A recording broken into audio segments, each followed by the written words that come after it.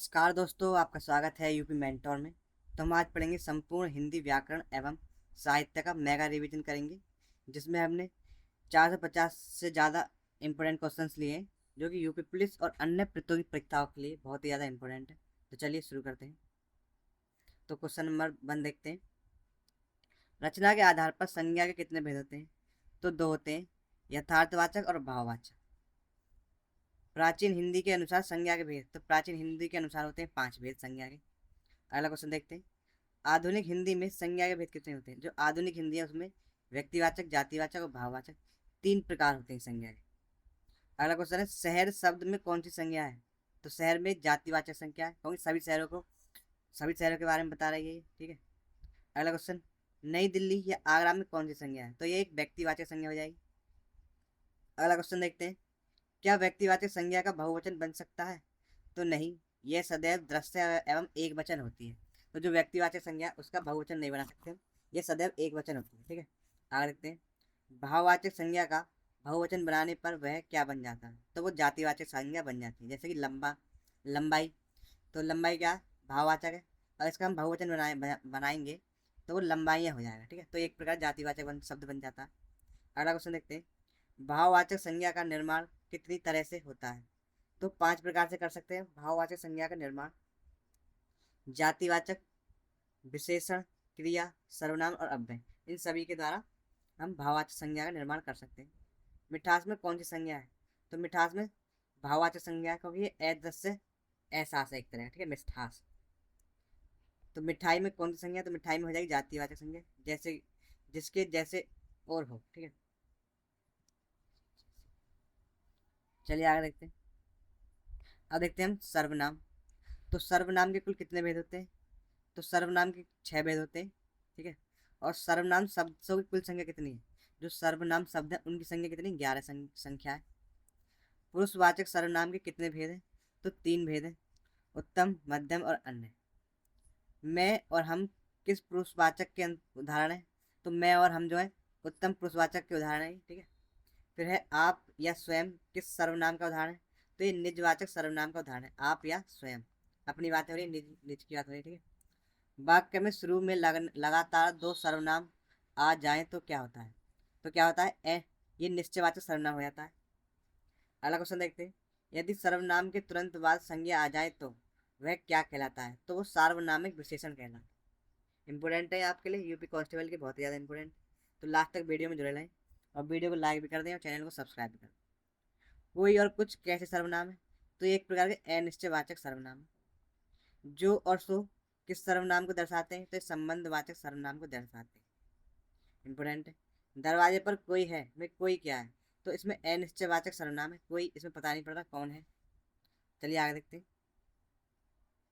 विशेषण मुख्य रूप से कितने प्रकार के होते हैं? तो 4 प्रकार के होते हैं विशेषण। गुणवाचक, संख्यावाचक, परिणामवाचक और सार्वनामिक विशेषण। विशेषण का लिंग किसके अनुसार बदलता है? तो जो विशेषण है उसका लिंग विशेष्य के अनुसार बदलता है। विशेष्य मतलब संज्ञा या सर्वनाम के अनुसार। जो शब्द विशेषण की भी विशेषता बताए तो क्या होता है? वो प्रैप विशेषण होता है। जैसे कि बहुत अच्छा, तो अच्छा क्या विशेषण है और बहुत जो है अच्छे की विशेषता बता रहा है, तो ये क्या हो जाएगा? प्रैप विशेषण हो जाएगा। स्थान के आधार पर विशेषण के कितने भेद हैं? तो 2 भेद है स्थान के आधार पर, जैसे कि उद्देश्य विशेषण और विधेय विशेषण। इंपोर्टेंट पूछा जा सकता है।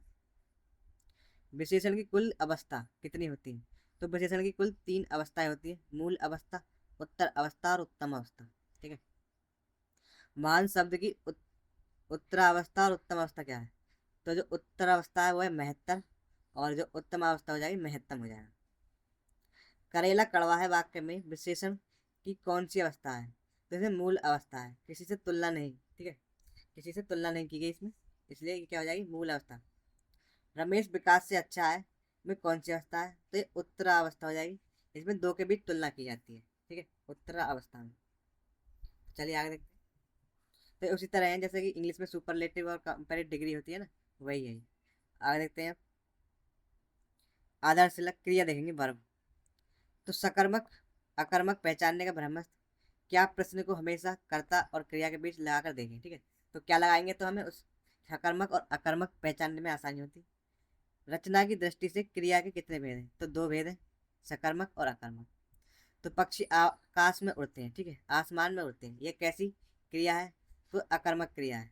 तो हम यहाँ लगाएंगे क्या, जैसे पक्षी क्या उड़ते हैं, तो उत्तर नहीं मिलता, ठीक है। और अगर उत्तर मिल जाए तो ये हो जाती सकर्मक क्रिया। तो हमने यहाँ पे क्या पूछा, पक्षी क्या उड़ते हैं, तो ये सही नहीं बैठ रहा। जब काम खुद ना करके किसी और से कराया जाए तो क्या होता है, वो होता है प्रेरणार्थक क्रिया। उदाहरण के लिए देखते हैं, मालिक नौकर से काम करवाता है, तो मतलब मालिक जो नौकर से करवाता है, ठीक है, तो ये प्रेरणार्थक क्रिया हो जाएगी।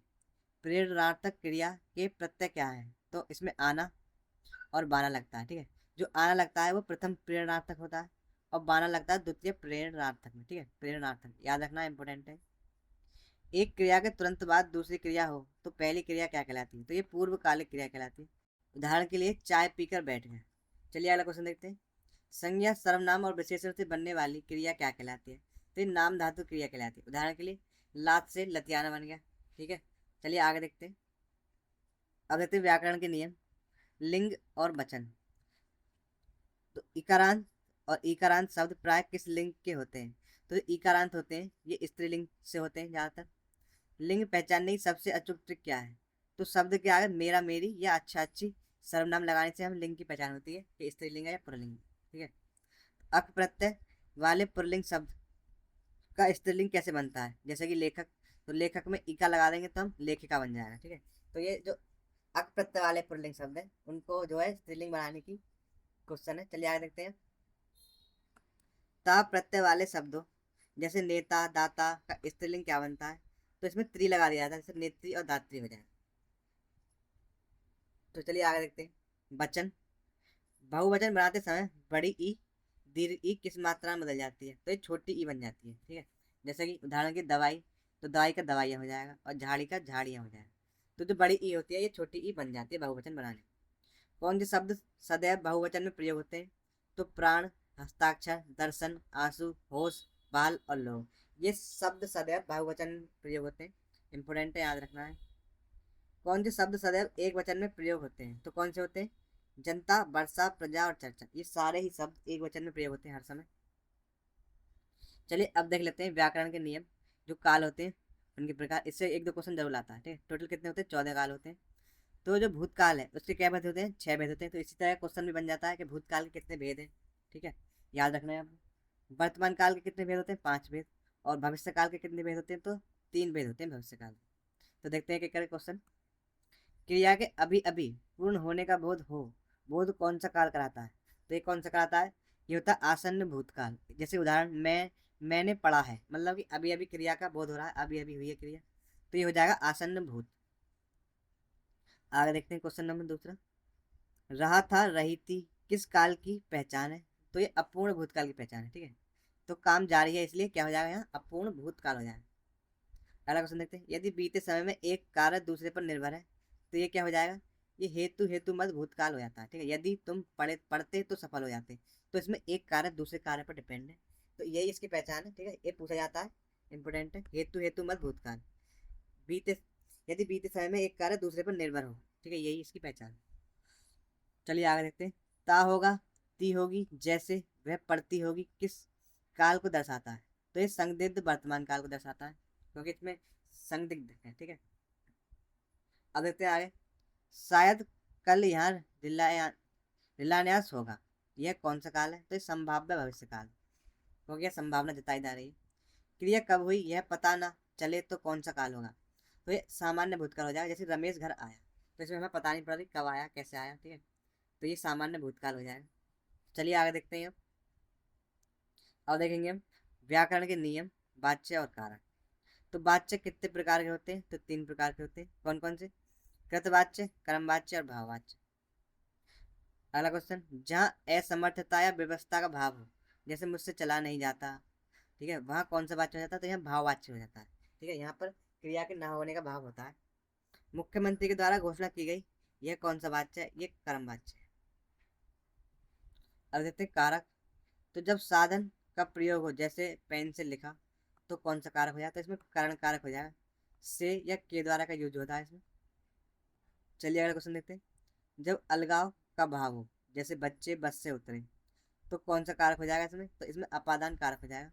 इसमें किसी चीज से अलगाव का भाव होता है। अगला क्वेश्चन देखते हैं, दान देने या किसी के लिए कुछ करने पर कौन सा कारक होता है? तो इसमें संप्रदान कारक होता है। ठीक है, इसके लिए हम के को और के लिए का यूज करते हैं। अगला क्वेश्चन देखते हैं, यह ताले की चाबी है में कौन सा कारक है? तो इसमें संप्रदान कारक हो जाएगा, ताले के लिए चाबी। ठीक है? के लिए का यूज होता है संप्रदान के लिए। अब आगे देखते हैं, वर्णमाला एवं विराम चिन्ह। तो वर्णमाला, लघु स्वरों की कुल संख्या कितनी है? तो 4 होते हैं, ए, ई, उ और री। फिर देखते हैं दीर्घ स्वरों की कुल संख्या। तो दीर्घ स्वरों की कुल संख्या होती है 7 होती है। हिंदी वर्णमाला में आयोगवा कितने और कौन से हैं? तो वो हैं 2 होते हैं, एक अनुस्वार और एक विसर्ग। ठीक है, अनुस्वार और विसर्ग ये दोनों हो जाएंगे आयोगवा।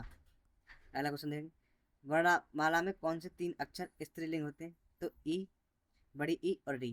ठीक है, ये और जो बाकी है सब पुल्लिंग होते हैं, ये तीनों ही स्त्रीलिंग होते हैं। फिर पार्श्विक ध्वनि कौन सी है? तो ले क्या पार्श्विक ध्वनि एक तरह की। अगला क्वेश्चन है, लुंगटिक या प्रकंपित ध्वनि कौन सी है? तो रे जो है लुंगटिक या प्रकंपित ध्वनि है। अंतिम विराम चिन्ह एवं रे के रूप। तो रे के मुख्य रूप से कितने रूप होते हैं? तो 3 रूप होते हैं। सामान्य रे इस तरह से बनता है, और जो पदीन रे होता है वो नीचे जो रे निकाल दिया जाता है ये है, और रेफ रे होता है जो इस तरह से रे होता है। ठीक है, अब देखते हैं अगला क्वेश्चन, किसी कथन की समाप्ति पर कौन सा चिन्ह लगता है? तो पूर्ण विराम चिन्ह लगता है। लिखते समय कोई शब्द छूट जाने पर किस चिन्ह का प्रयोग होता है? तो हंस पद का यूज होता है, त्रुटि पद भी कह सकते हैं। किसी कठिन शब्द को स्पष्ट करने के लिए किस चिन्ह का उपयोग होता है? तो कोष्टक, कोष्टक का यूज करते हैं। चलिए आगे देखते हैं, शब्द भंडार, वर्तनी शुद्धि और प्रत्यय। अब देखते हैं वर्तनी, सन्यासी का शुद्ध रूप क्या हो जाएगा? तो सन्यासी ऐसे लिखा जाता है, इसके ऊपर अंक की बिंदी आती है और ने भी आता है आधा। अनुस्वार और आधा ने दोनों आते हैं इसमें, याद रखना इंपोर्टेंट है, कई बार पूछा गया। पूजनीय शब्द का शुद्ध रूप क्या हो जाएगा? तो पूजनीय हो जाएगा, इसमें पूरा जय आता है। फिर दुरावस्था का शुद्ध रूप, तो दुरावस्था नहीं होता, दुर्वस्था होता है। ठीक है, तत्कालिक का शुद्ध रूप क्या हो जाएगा? तो तत्कालिक नहीं होता, तात्कालिक होता है, इंपोर्टेंट है। अब देख लेते हैं एक प्रत्यय का जादुई नियम। तो ए का आ हो जाता है और ई का ए और ऊ का ओ हो जाता है एक प्रत्यय लगने के बाद। ठीक है, एक प्रत्यय लगने पर शब्द के पहले अक्षर का ए किसे में बदल जाता है? तो आ में बदल जाएगा। ठीक है, जैसे सप्ताह में साप्ताहिक हो जाएगा, और विज्ञान में एक लग जाता तो वैज्ञानिक हो जाता है। ठीक है, अगला क्वेश्चन देखेंगे, एक प्रत्यय लगने पर ई किस में बदलता है? तो ए में बदल जाता है। उदाहरण के लिए देखते हैं, विज्ञान में एक लगेगा तो क्या हो जाएगा? वैज्ञानिक हो जाएगा। अगला क्वेश्चन, एक प्रत्यय लगने पर ओ किस में बदल जाता है? तो ओ में बदल जाता है, जैसे उद्योग में एक लग जाएगा तो औद्योगिक हो जाता है। चलिए आगे देखते हैं, अब देखेंगे शब्द भंडार, संधि और समास। तो संधि के कितने भेद होते हैं? 3 भेद होते हैं, स्वर संधि, व्यंजन संधि और विसर्ग संधि। शब्दों के बीच में ओ और अर की ध्वनि किस संधि की पहचान है? तो गुण संधि की पहचान है। शब्दों के बीच में ओ या अर आए तो स्वर संधि है एक तरह की, गुण स्वर संधि। और उदाहरण जैसे सूर्योदय और महर्षि, इसमें ओ और ए आ रहा है। ठीक है, ध्यान रखना इम्पोर्टेंट। इसमें ऊपर एक ही मात्रा से ही पहचान की जा सकती है, ऊपर एक ही मात्रा होती है गुण संधि में। द और ध एक साथ आए तो संधि विच्छेद में किस में टूटते हैं? तो ये किस में टूटेंगे? तय और है में टूटेंगे। उदाहरण के लिए पद्धति है तो पत्त प्लस हति हो जाएगा इसका। आगे देखते हैं, वाग जाल का संधि विच्छेद क्या है? तो वात प्लस जाल हो जाएगा। कै का गै में परिवर्तन हो जाता है। ठीक है, जो पहला शब्द पहला वर्ण है उसका तीसरे में परिवर्तन हो जाता है इसमें, वाग जाल। अब आगे देखते हैं समास, जहाँ कोई भी पद प्रधान ना हो और किसी तीसरे का अर्थ निकले तो हो जाएगा बहुव्रीहि समास। जैसे कि 10 आनंद, 10 है आनंद जिसके, अर्थात रावण यहाँ पर तीसरा अर्थ निकल रहा है। अगला क्वेश्चन देखिए, जहाँ उत्तर पद प्रधान हो और कारक चिन्ह का लोप हो तो हो जाएगा तत्पुरुष समास। उदाहरण के लिए देखते हैं, सत्याग्रह मतलब सत्य के लिए आग्रह। ठीक है, तो यहाँ कारक चिन्ह आ रहा के लिए। चलिए आगे देखते हैं, जहाँ पूर्व पद विशेषण और उत्तर पद विशेष से हो तो वो कर्मधारय समास हो जाता है। उदाहरण के लिए नीला चांद। ठीक है, अगला देखते हैं, जहाँ दोनों पद प्रधान हो तो हो जाएगा द्वंद्व समास। चलिए आगे देखते हैं, तो देखेंगे शब्द भंडार, तत्सम और धत्स, तत्सम और तद्भव। तो ईट का जो तत्सम हो जाएगा क्या हो जाएगा? इष्टिका। उल्लू का हो जाएगा उल्लू। ठीक है, याद रखना है, एक दो क्वेश्चन जरूर आता है इसमें से। ऊँट का उष्ट हो जाएगा। काठ का कंटक, किवाड़ का कपाट, और कुत्ता का हो जाएगा कुकुर। कोक का हो जाएगा कुक्षी। ठीक है, और खेत का हो जाएगा क्षेत्र। और गेहूँ का गोधूम हो जाता है, और गोबर का गोमय, और चमड़ा का हो जाएगा चर्म। ठीक है, याद रखना। तिनका का तृण, इम्पोर्टेंट। दूब का हो जाता है दुर्वा, ये भी इम्पोर्टेंट। और नेवला का क्या हो जाएगा, नकुल। ठीक है, चलिए आगे देखते हैं। वीडियो पसंद आए तो वीडियो को लाइक भी कर देना। शब्द भंडार विलोम और पर्यायवाची देखते हैं। तो अनुराग का विलोम क्या हो जाएगा, विराग। अकाल का हो जाएगा सुकाल। ठीक है, और इसी तरह अनिवार्य का ऐच्छिक हो जाएगा। उत्कर्ष का अपकर्ष। और कृतज्ञ, तो कृतज्ञ का हो जाएगा कृतज्ञ, मतलब कृतज्ञ होगा उपकार मानने वाला, उपकार, और उपकार ना मानने वाला। परोक्ष क्या हो जाएगा, प्रत्यक्ष। चलिए अब देखते हैं पर्यायवाची और समश्रुति भिन्नार्थक शब्द। तो कमल के पर्यायवाची जिसके अंत में जय हो, जैसे कि राजीव, नलिन या उत्पल। ठीक है, तो ये क्या हो जाएंगे, कमल के हो जाएंगे। अब देखते हैं अश्व, घोड़े के अति महत्वपूर्ण पर्यायवाची। तो है, बाजी, तुरंग और घोटक, ये किसके, ये अश्व घोड़े के। फिर अगला क्वेश्चन है अली या अली। तो समश्रुत भिन्नार्थक अर्थ देखते हैं क्या अर्थ है। तो जिसमें छोटी ई है, जो अली है, इसका अर्थ हो जाता है भौरा। और जो बड़ी ई है, इसका होता है सखी। ठीक है, याद रखना, कई बार पूछा गया है अन्य एग्जाम में, अन्य अन्य एग्जाम में। अगला क्वेश्चन देखते हैं अंश। और अंश का क्या अर्थ है। तो अंश होता है हिस्सा, जब इस अंश का अर्थ होता है कंधा। ठीक है, चलिए आगे देखते हैं। और तो अब देख लेते हैं हिंदी कला साहित्य और रचनाएं। तो रश्मिरथी, कुरुक्षेत्र और परशुराम की प्रतीक्षा, ये किसकी रचना है, ये रामधारी सिंह दिनकर की। इंपोर्टेंट है, बहुत बार अन्य परीक्षा में पूछी गई और यूपी पुलिस के में भी पूछी गई, याद रखने आपको। कुकुरमुत्ता, नए पत्ते और अनामिका किसने लिखी है। तो ये तीनों ही मोस्ट इंपोर्टेंट रचनाएं, ये सूर्यकांत त्रिपाठी निराला जी द्वारा लिखी गई, याद रखनी है आप। कितनी नाव में कितनी बार। तो 1978 में ज्ञानपीठ पुरस्कार किसे मिला था इसके लिए, तो आज्ञा जी को मिला था।